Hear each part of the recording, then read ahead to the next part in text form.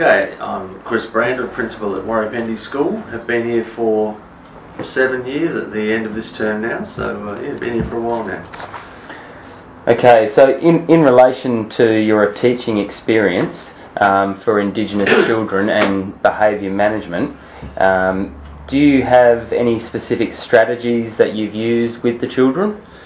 Well, prior to being here, I was sort of 10 or 12 years at Brompton, so I've had a reasonable stint with challenging behaviours. So to me, the key, if you're talking about education and learning, teaching and learning, then the key with kids like that to me is multifaceted. But one part of it is really crucial, is exciting, engaging curriculum. It's fairly obvious, but curriculum that sometimes can be seen as learning in disguise, I find, can work really well by hooking into kids' knowledge base and their likes and interests, and wrapping curriculum around that. So if kids are interested in cars, then a good way is to get into car maths and the mathematics relating to the myriad of areas of motor vehicles, and then kids will go, oh, it's great there, and they're learning without knowing it, and you can then, when they're hooked, you can then extend it. And then of course the other thing is you've got to have the relationship with kids, and in my experience, if kids can see you as someone that is approachable and enthusiastic and non-judgmental, and someone that will allow people to make mistakes and have ways back, so that they don't feel, a lot of kids we work with have had run-ins with people, have had suspensions, or are dealing with rejection or fear of failure, or being way behind their peers. And so if kids can see that you're someone who will have a re-entry meeting, have a chat and say, look, it's okay, we need to see how things are going to improve, or what do you think you can do to move on from this, and they can see that you're not holding a grudge, and that you're not going to then go, that kid's a troublemaker, and then I think that's a really key element, that more of the same for kids, particularly at Warriependy. If they came here and it was more of the same of what their experience was, then why would they be wanting to come?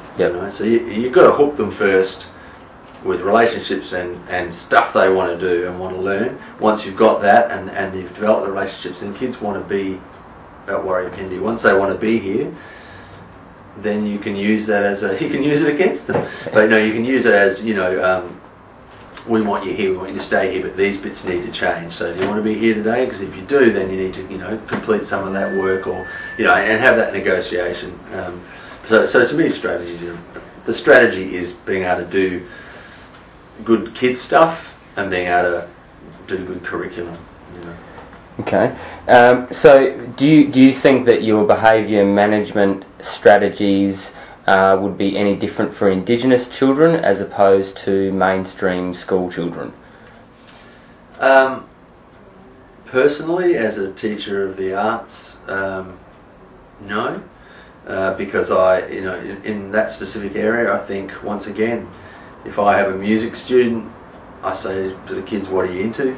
Show me what you want to, here's a song, okay, I'll work it out for you. And I go from the interest of the kid. I don't bring the curriculum that I want to do to a kid and say, and there are pressures on us getting through Saxon, through curriculum, and getting kids ready for pre-Cs, but still you operate from the ability of, an interest of the student.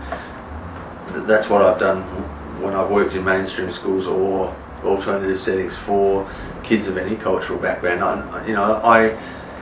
And in this setting, it's so true, and you're an example of it.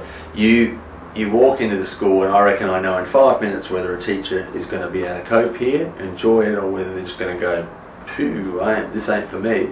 And your ability to walk in here and just sit down and be willing to chat with kids, and they go, oh, this guy actually wants to listen, and then they'll ask you a question, and so that relationship begins, versus people who come in perhaps pretty nervous about it and wanting to go, mainstream imparting of knowledge, and you don't gain instant respect from a lot of kids in these settings. You have to earn it over time or through building that relationship. So I personally think that's how I operate as a teacher, and so I think it works anywhere.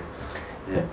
Do you think that Indigenous students display particular bad behaviours? Do you think there's, like almost a cliche type of thing? But do you think they exhibit certain types of bad behaviours more than? Yeah, well, I know one thing that really stood out when I moved from Bowden Brompton to here is that at Bowden Brompton there seemed to be, and it may not be now, 7 years on, there was a very much 90%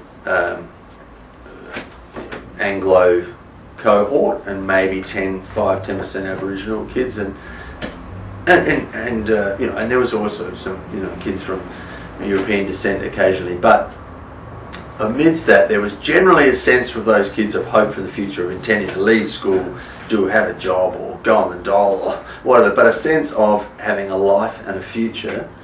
And most of those kids had hopped around, perhaps suspensions, and hopped around a couple of schools. But when I came here, there was very much, and it might have been a cohort of kids at the time, but there was very much a lack of sense of any future, very much a sense of white fella, black fella world. White fella's got everything, black fellas are struggling. No sense of what I'm going to do here is, finish school, get a job, get, material wealth, longevity, children, family. Very little sense of that.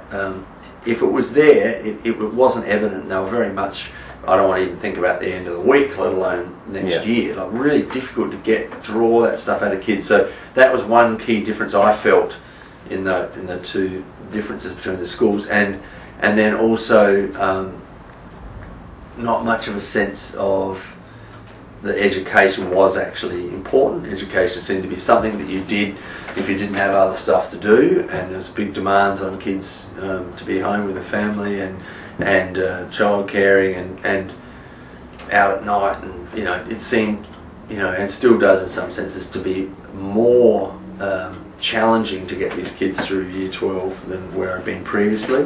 So to me, the behaviours are, if I wouldn't perhaps describe it as a behaviour, but the circumstance for these kids is extremely, some kids are doing their best to get to school 3 days a week.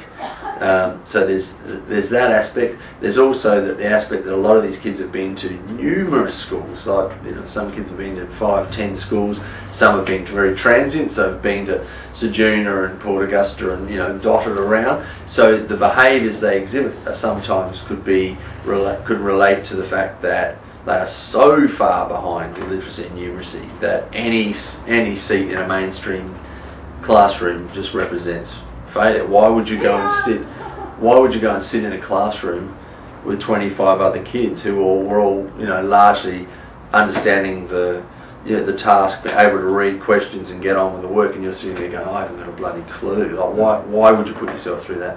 So a lot of our kids are at a very junior primary age in literacy and numeracy, so that in itself associates with a lot of behaviours, which could be work avoidance, could be masking that failure through verbally abusing people and getting out of school, or just not attending. So they've got very complicated lives. Yep.